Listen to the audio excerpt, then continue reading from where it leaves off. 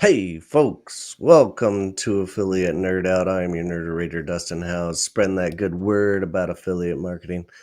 You're going to find me here every Thursday at 12:15 Pacific time, hanging out with a guest and talking affiliate marketing. My guest today, Alex Goldberg. Welcome to the Nerdatorium, sir.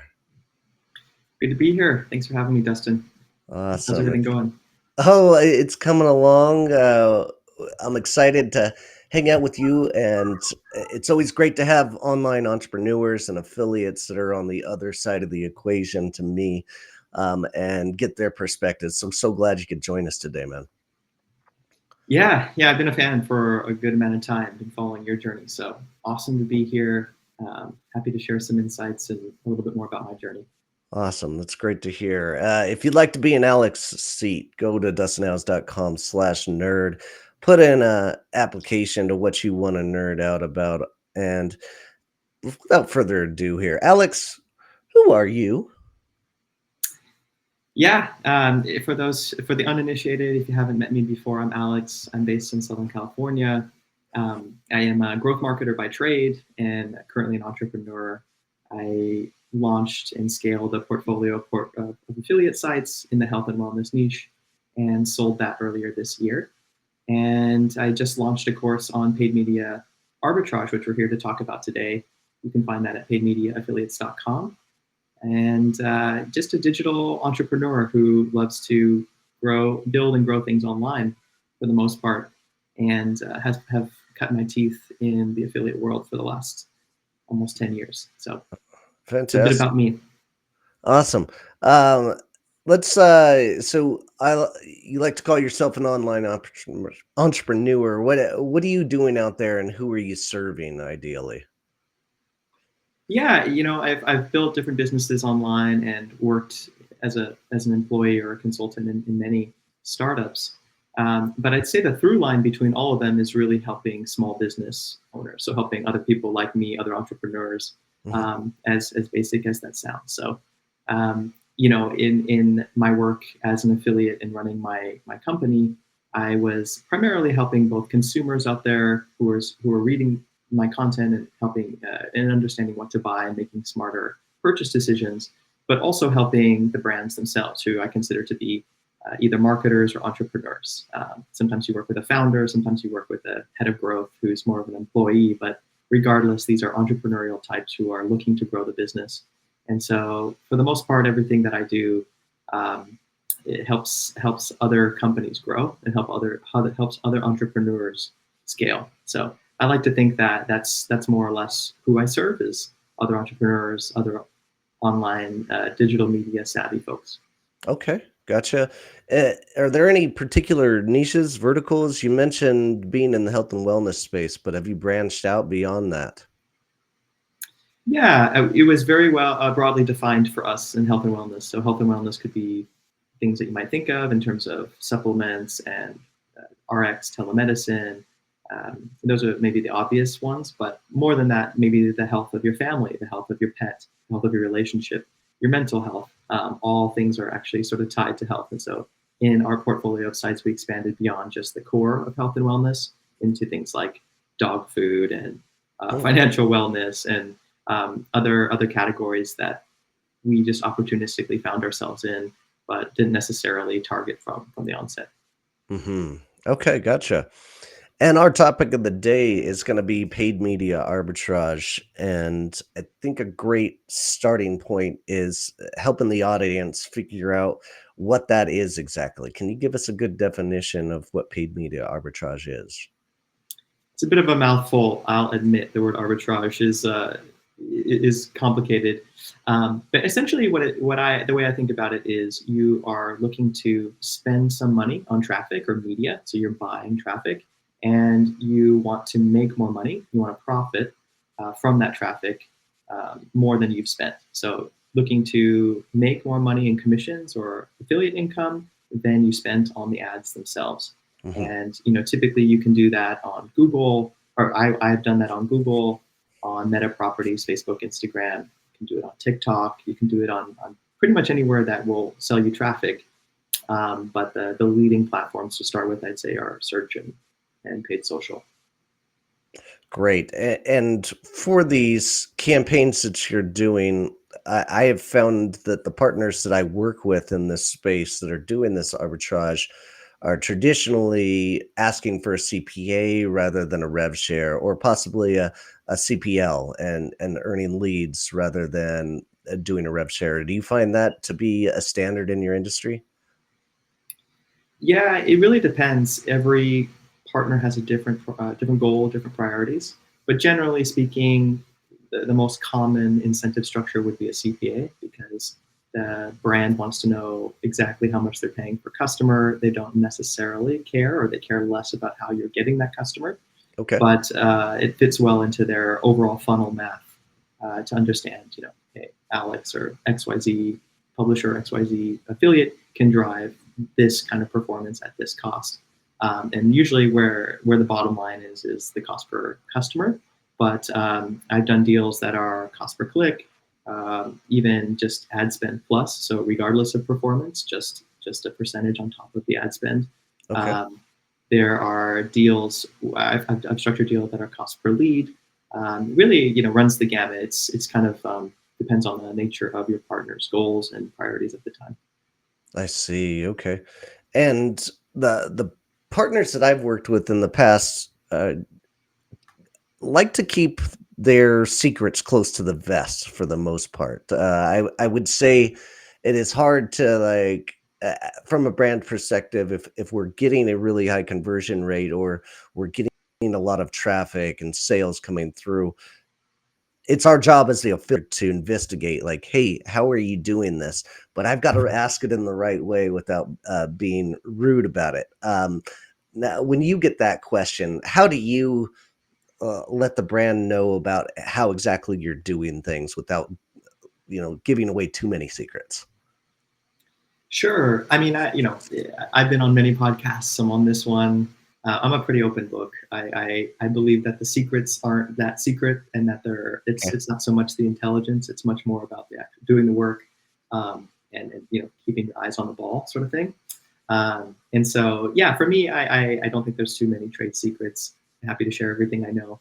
But I understand what you're talking about in terms of the sensitivity, especially when you're, say, bidding on brand names, or you're doing a competitor comparison of some kind. And Hmm. therefore, the performance of one brand versus its competitor feels a little proprietary, or feels a little bit sensitive, especially if you're partnered with both.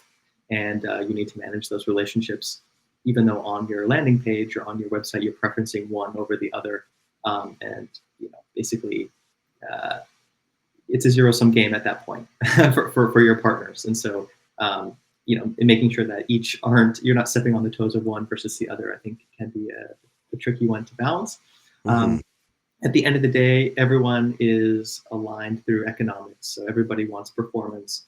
And so I think the CPA, as we just discussed, the CPA model really helps align everybody's incentives and makes things less emotional, because you can tell the customer that regardless of where I put you on the page, if I'm able to drive you a customer at the cost that we agreed upon, would you be happy with that? And generally speaking, that's what you agreed to. That's what they want. Of course, it gets tricky when brands want to be, they're in a knife fight with their closest competitor, and they absolutely want to be on the top of the page. It's more of an ego thing than a performance thing. Uh, okay. Or yeah, so it can be tricky to navigate some of those conversations when it gets competitive. But for the most part, the trade secrets, I think, are not rocket science, and I'm happy to share what I know. Awesome. Love to hear that. One of those things, the parts that a lot of companies run into is they might not be running a CPA offer, and this is something I have to talk clients into a lot of times. If they've always gone with rev share, they know rev share. It's a safe environment, but they might not know what their actual cost per acquisition really should be, or they know that they charge this much, or the cost per acquisition for social is this much, but in the affiliate channel it's so much lower, and they're safer with this lower spot. Can you talk through a little bit about, like, as a brand, as an affiliate manager, how do I talk the brand into like creating a CPA from a rev share? Is there a smart equation that I can help them create the CPA?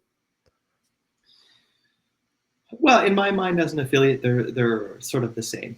At the end Okay. of the day, I know how much, or just need to know how much am I going to make, and what bar do I need to get a lead or a customer over in Hmm. order to make that amount of money. So, yeah, if you tell me that the deal is based on rev share um, versus CPA, I'm immediately in my head as an affiliate just going to do the math to figure out what my CPA Okay. is.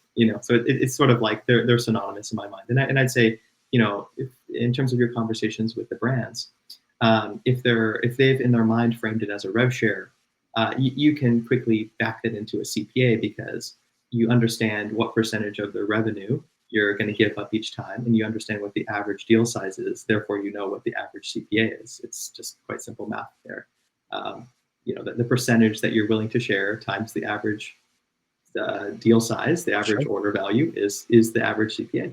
Now it may be variable. Like some customer, you may drive a customer as an affiliate who spends $5 and the next one spends $50, and therefore, if it's a rev share, you're getting different amounts on each of those sales. But the average is what I'm targeting as an Hmm. affiliate, and therefore the average is essentially my average CPA. So in my mind, they're the same. Um, and I think when you're discussing it with brands, it's kind of just, it really all ties back to lifetime value. What is the lifetime value of a Right. customer? And therefore, what is the brand willing to pay, either through a revenue share or a CPA or a CPL? It all kind of backs into the same number, which is lifetime value. And that's a calculation that every company uh, has to make and has to sort of estimate on their own. Mm. There's some assumptions baked into that number every single time, even for mature companies that have had many customer life cycles. It's still a lot of assumptions baked into that number, and willingness to is the brand only going to pay for that initial the initial purchase, or can they factor in multiple into their lifetime value? Is another question. What's the assumption on churn? Do they assume that the customer churns after 6 months or 6 years? Right, like a very different lifetime value based on those assumptions, and Yeah. therefore willingness to pay. So yeah. Yeah, I think you're spot on there. Lifetime value is important. I don't think it is the most important aspect. I think average order value and your conversion rate is going to get you to that place where you can establish a CPA and then decide of whether you're winning or losing, depending on the lifetime value of that customer. Maybe some companies are a little too early to evaluate what a lifetime value is of a customer, and that might come a little bit later, and that CPA may rise or fall because of that lifetime value. But I absolutely think lifetime value of each customer is an important part of the equation once you get established. But creating that CPA is an important part. You can't try this out without giving it a test and seeing how it works for you as a company. So um, turning switching gears here a little bit, like we figured out what paid media arbitrage is. How are affiliates out there leveraging paid traffic? Yeah, so there's really four main strategies in my mind that affiliates use. In my course I really go deep on the arbitrage aspect. Okay. So as we discussed, arbitrage is this idea of buying traffic and then sending that traffic or pointing that traffic at a landing page that then leads to more commission or affiliate income than you've spent on the ads. So you sort of like buy low and sell high, so to speak, Yeah. within the affiliate world. So that's the main one, and you can do that on Google. You can do that on other search engines. You can do it on paid social as well. Those are sort of the main channels for doing that. Hmm. There's also a paid media motion called social whitelisting on social networks, which is essentially as a publisher or as an online brand, you can give advertisers, so your brand partners, access to run ads on your social handles, so your Meta Oh, properties, your Instagram, your Facebook properties, so such that the ad looks like it's coming from a third party. It looks like it's being run from my company or your company, but in reality, it's you've just given access to the brand to run ads through their ad manager using your handles. So it's kind of like leveraging a third party credibility of your social handles. but giving the brand, your partner, access to run the ads themselves. And, and this works really well. So it's the ad spend doesn't come out of your ad account; it's coming out of your partners, and the creative, the targeting, everything's managed out of on their side, on their end. And so, from your perspective, you've just sort of opened up the door, and then you let your partners drive paid traffic to your pages. And this works well, as I mentioned, because it's sort of a third party credibility. So the brand is getting your credibility stamp of approval, and you are getting paid traffic that you didn't buy sent to your site. So that's a winning strategy. It's called social whitelisting. And then there's other strategies that you can do with paid media, less so much for this arbitrage piece or less so much for just direct commission, but more indirect strategies. So, for instance, you can run ads to grow your newsletter. And if you get a Okay. bunch of newsletter subscribers, then you can market to them sort of in an evergreen fashion unless they unsubscribe, over through your email channel. And you can Mhm. retarget them on social and so kind of capturing email. You can think about running ads to capture email addresses would be another smart strategy. Gotcha. Um, and finally, one other one that I've seen quite a few affiliates deploy is this idea of trying to get backlinks through paid media. So Okay. if you are in the SEO world and you're really trying to boost your domain authority and therefore you believe backlinks are a strong way to do that, you might, for instance, put together a page of statistics for your industry. So affiliate marketing statistics, for instance. And then you would promote that page on the top of Google in hopes of capturing any journalists or anyone else who's out there searching for affiliate marketing statistics, see your page, you give them a bunch of affiliate marketing statistics. And then if they are a journalist or they are someone who's looking for those stats, they're likely to quote those stats in their article Okay. and give you a backlink. And because this traffic is really cheap, the cost per backlink can be quite attractive as well. Hmm.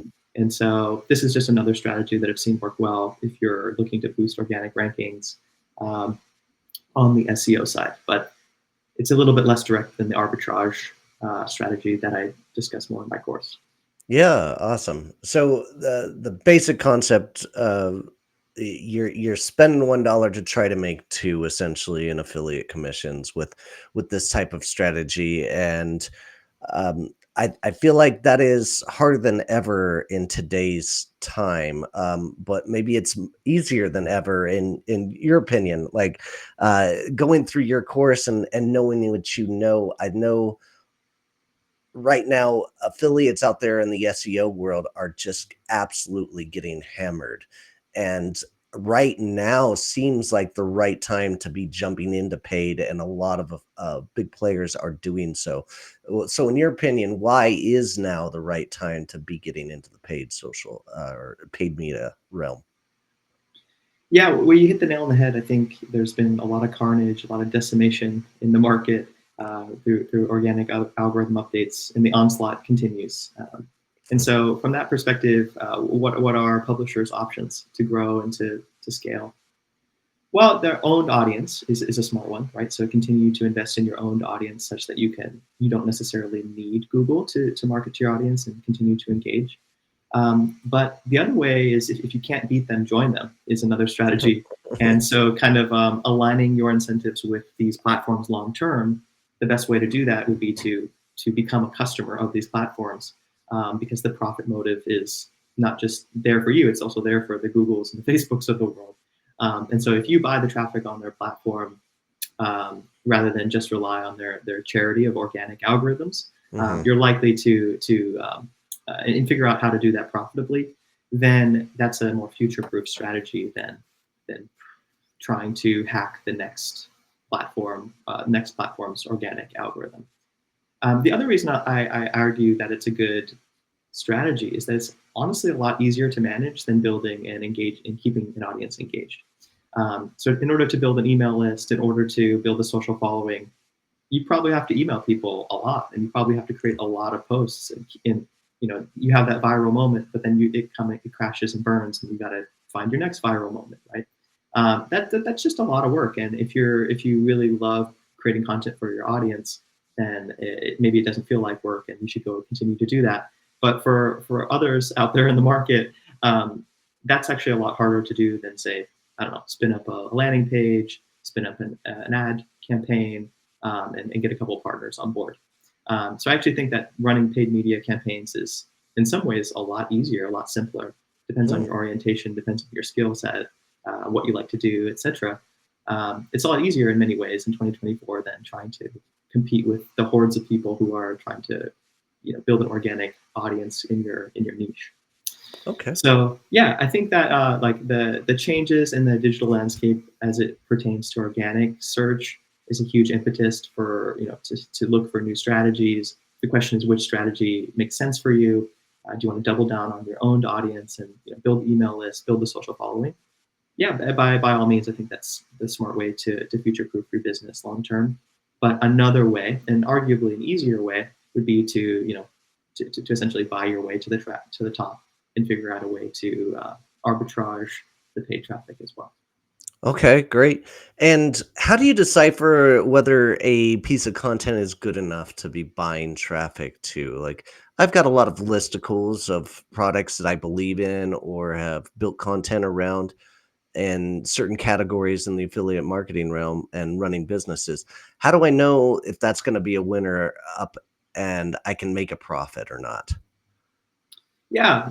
So before you launch your first campaign, before you spend any time in Google Ads or Facebook Ad Manager, I recommend really basically mapping out the ROI, your potential ROI, and for your own sake, building a lot of conviction Okay. around it.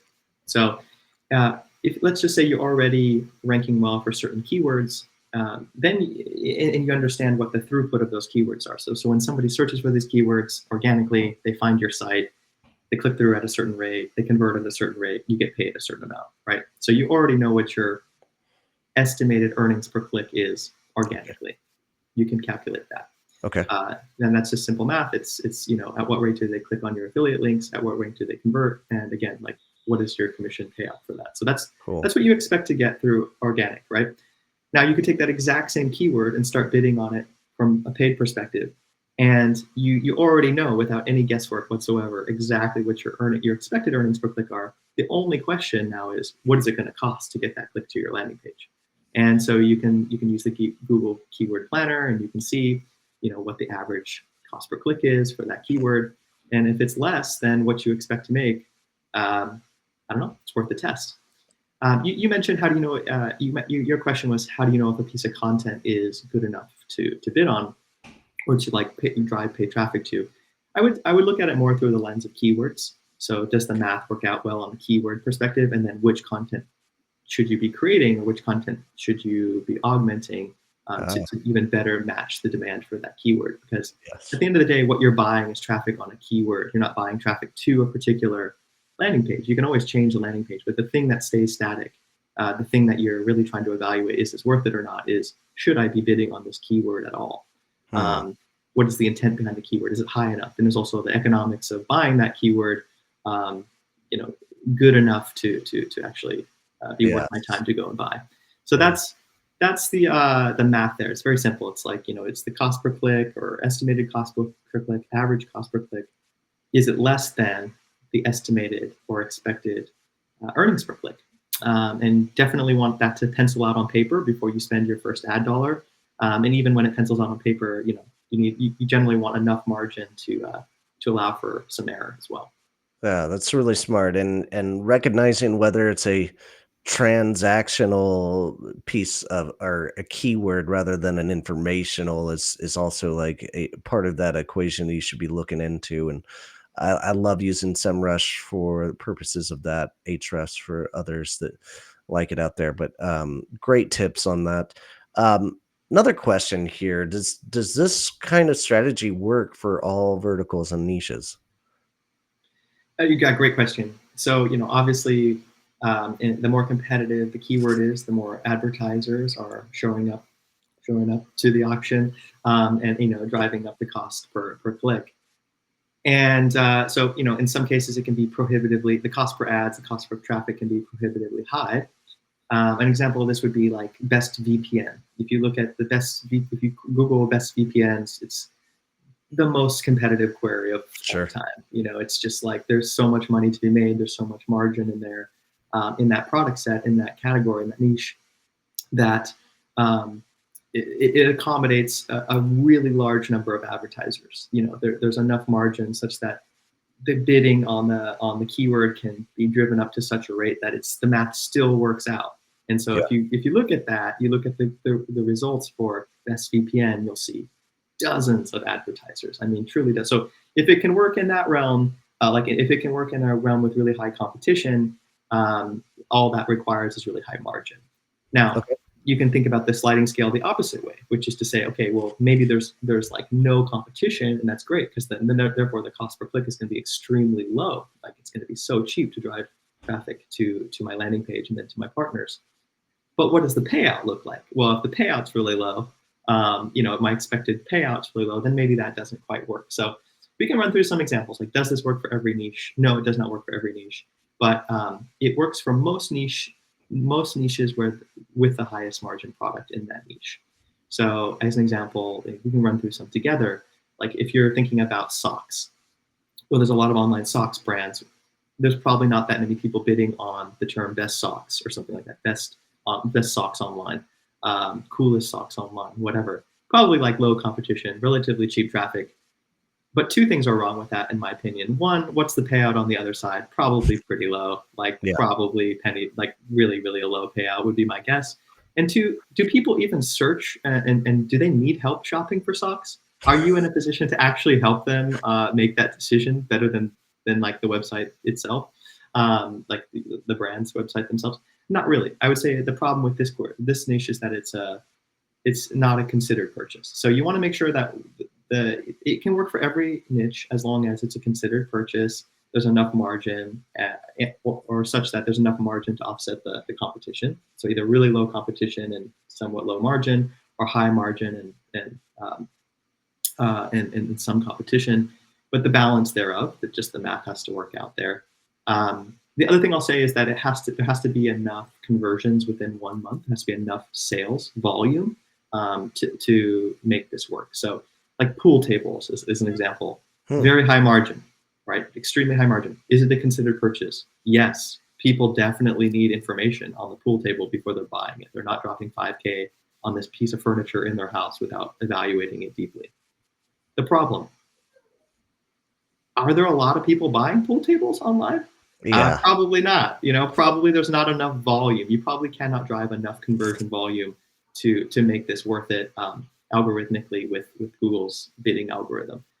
So just different contours, right? Just to sort of explore the edges of this, of where it works and where it doesn't. It is. I would say that almost very likely there's something that could work in every single niche, but it's not going to work with every product category in every niche. So I don't want to oversell it from that perspective, but my guess is that depending on where you operate, you can find a profitable area for this. Gotcha. And is this something you go over in your course of on paidmediaaffiliates.com? Yeah, absolutely. All these things that we're discussing. So kind of like the basics, how does the strategy work, as well as what to do before you pre-launch. How do you sort of build confidence and conviction in the keywords such that you don't lose your shirt. Even on down to like how do you get your partners on board? How do you persuade your partners Oh, um, right. to get on board with this? Because that's in many cases it's not allowed. And then super technical things like how do you set up conversion tracking, which is a bit of a complex situation in the affiliate world, given that the conversions aren't happening on your site; they're happening on a third party site.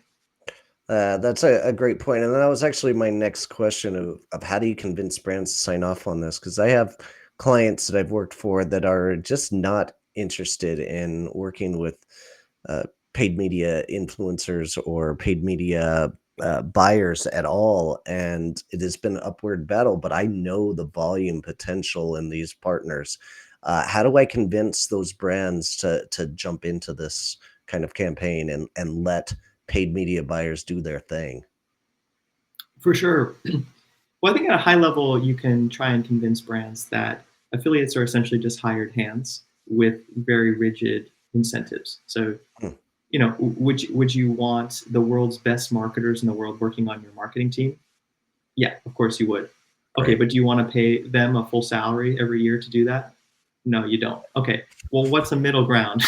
Yeah. What's a middle ground, right? Like, well, you can have the best marketers in the world working for you and being creative, creatively thinking about how to grow your business. You just have to incentivize them with a CPA or rev share that works, and then give them some guardrails. So that's the high level pitch about like why allow a paid media marketer. Mm. But the more common there's some very specific objections that most brands have. One is basically, hey, aren't if we do this strategy, aren't we going to bid up the costs of our ads? Aren't we going to Okay. drive up the cost of what we're spending because we're allowing another advertiser to enter the auction? The way auctions work is if one person places the hand up, next person places the hand up, the price goes up. So, basically, aren't we going to inflate the cost of our ads by doing this? And my objection to that is, hey, adding one additional advertiser to the auction is pretty negligible on the drag on your cost of ads. But how about we just test it? Let's just run it for 30 days. Okay. We'll look at what you spent in the 30-day period before this and how many conversions you got. Look at what you spent this month based on your ad, the cost of your ads going up, and we'll look at how many conversions you got, and we'll calculate the CPA before and after. And I've run this dozens of times with dozens of brands, and it's imperceptible. The impact is imperceptible. So yeah, that's an easy way to combat that objection, is just to try it out, just to test it, lightweight test. Another core objection is incrementality. So most big brands will say, we were going to get these conversions anyway. Why would I pay an affiliate? Like, we're already advertising on these keywords, or we're already advertising to this audience anyway. Why would I pay an affiliate to A, drive up the cost of my own ads, and then B, we are already going to get these conversions anyway, so why would I like double pay for them? Okay. And I would say, well, the thing about incrementality is, I agree with you. There are certain keywords that would be very non-incremental. Like, if somebody is searching for your brand name, they already know you, and you don't necessarily need my help as an affiliate to get them over the line. But if they're searching for your competitor's brand name, or your competitor's brand name plus review, in my opinion, there's no evidence that they know about you. That is a fully incremental lead. Sure. That customer is not indicating that they know about you at all. And do you want to just let them go off and like convert with your competitor, or do you want to get in there and make your case? Um, and so basically, the long story short is, there's a subset of keywords that affiliates or a third party is better at bidding on, or better at promoting the brand than, say, the brand is just by themselves. An example of that is like this brand versus that brand, or competitor review. If the brand, the affiliate brand that we're working with, is screaming from the hilltops and saying, we're better than our competitors, we're the number one, that is not as effective as working with a third party who says, hey, this brand is number one. We reviewed them all, but this brand is number one. So from that perspective, there's like a narrow set of keywords that this strategy is that brands really should work with a third party on to try and win and bid on those keywords. And so um, it's the way to handle these objections, honestly, is just to align on the keywords themselves. So rather Mm-hmm. than just saying, hey, let's open up the door and let any marketer out there bid on any keyword, no, that's not the way you start this. That's not Yeah. the way that you run this program. You keep it really tight, and you choose the marketers you want to work with, and you align on the keywords that they're allowed to bid on, and then you measure the impact. And broadly speaking, it's a win-win for everybody.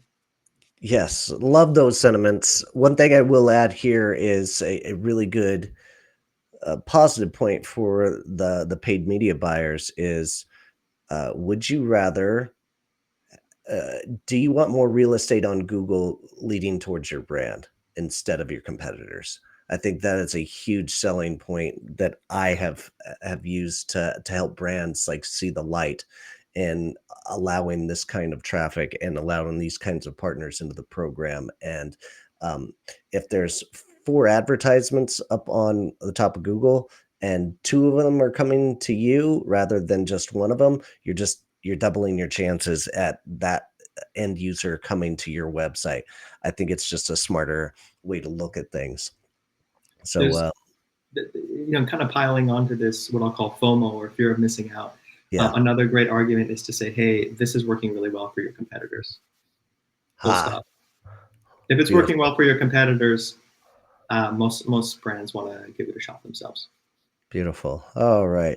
Time to pay some bills here. I'm going to thank our sponsor of the day, and that is Inflection. So, this is the only platform out there of personalized funnels to scale partnership marketing for brands, agencies, influencers, and affiliates. I've been working with these guys for a month now, and I am just so impressed by the conversion rates that affiliates are converting on, and the landing page and the ease that these partners are actually building these landing pages, really incredible. Happens in a matter of minutes rather than weeks. I'm personally recruiting for partners for the brands that we're working with out there. So if you're a brand or an agency, got to come check out a demo. This is the next hottest platform out there, especially in the health wellness niche. So come check it out. If you are an affiliate yourself, come join my programs. Go to dustinhouse.com/inflection. That's inflection with a K, and come hang out with me and have a casual business call. And pretty sure that's how we met actually, and how you got on here, Alex. And I appreciate your time today joining us. Um, you are a course owner now, and this just recently launched, paidmediaaffiliates.com. Tell us about what this is and what you're doing. Yeah, thanks for queuing it up. Having been in this space and just exited my last company, I am sort of very keenly aware of what's happening in the market around organic traffic and SEO, the changes in SEO. And so, having been able to diversify my business with paid traffic, I see this knowledge as being really valuable to a whole bunch of other affiliates and publishers out there in the world. So, my idea was just to sort of uh, put everything that I've learned over the last 5 years running paid campaigns profitably into a course. Yeah, you can go find it. It's live at paidmediaaffiliates.com. I think it's probably the most comprehensive course online about teaching affiliates how to turn ads into profit. But I'd love your feedback, and you guys be the judges of that. So yeah, go check it out and tell me what you think. Well, I would love to check it out myself and run through this. And I think this is a course not only for affiliates out there and people dabbling in it, but also affiliate managers and understanding the perspective of what affiliates are going through out there. It is tough times for SEO partners out there that have built a lifestyle around organic traffic, and they're just getting pummeled. And then all of a sudden they're trying whatever they can do to hustle and scrape and make that money again. So the paid media is an incredible outlet for that, and it's just something that all brands should be aware of. That affiliates out there, this is their next step in the evolution of affiliate. Yeah, I mean, this question for you, having worked with so many brands, how do you see this transition? Has there been an uptick in terms of brands wanting to, or I guess affiliates now turning towards this strategy and brands being more open towards it? Because you've been in the industry forever, this is not actually a very new strategy. I just think it's more attractive now than ever. But curious Mhm. to hear your thoughts on how you see those trends playing out, given your time in the space. Yeah, it's a good question. I feel like desperation is in the air for publishers more than anything. It's just it is hard to go from a certain level of revenue coming in through organic traffic, and now I see a lot of partners scrambling to sell more things than ever before. So more sponsorship buys are becoming more mandatory with partners that I've worked with on a commission basis for a long time, and also a trend of trademark bidding because they're just getting a little bit more desperate to get traffic in the door, to get those clicks, to get those sales, and drive that revenue on some of their really good articles. And I get it from the affiliate perspective of why they're doing it and how they're doing it. But I hear a lot of affiliate managers complaining about the fraud has gone up substantially in the industry. So that's hard to swallow. So yeah, it's a little bit of a mix. I think this industry as a whole adapts every turn, every 6 months, something new is coming to us. There's a new challenge, there's a new hurdle in front of us, and this is just one of those things. And uh, I think it passes. Eventually, SEO is going to come back and make a comeback, but people should be going with this strategy all along. Uh, just to increase the exposure that they have for the good content they're creating. Yeah, yeah, I like to think of it as not either or. I like your sentiment that it will come back. It's a pendulum, of course. Yeah. It never dies, and it's really not either or. It's just from my perspective as a business owner, an affiliate, you want to diversify as much as possible. So Mhm. figuring out, testing now such that when your organic traffic starts to decline, you're in a good spot. Or now, if your organic traffic has already declined, now you don't have another option but to try this. But regardless, like this is a wherever your site's at, whatever level of performance you're seeing these days, delving into the paid strategy is just a smart way to diversify. Sort of how I see it. So not either or, just yes and. Absolutely. Love that sentiment. Great points. Really appreciate your time today, Alex. How do we connect with you? Yeah. So obviously the course at paidmediaaffiliates.com is where Okay. I think is probably the best place for everyone to go and check out.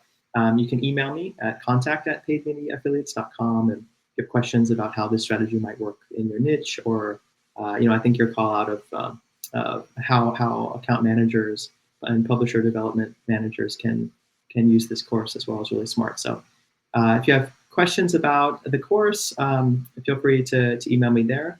And then, of course, you can also find me on LinkedIn. I'm pretty LinkedInable. Just search in my name, Alex Goldberg, and happy to connect there as well. Okay, outstanding. Well, this has been great. Really appreciate all your knowledge drops on this industry, and paid media arbitrage is a very interesting and hot topic right now. Uh, Thanks for being with us and sharing your insight, man. Of course, yeah. Thanks for having me. Thanks, All right, Justin. folks, keep on recruiting, and we'll see you out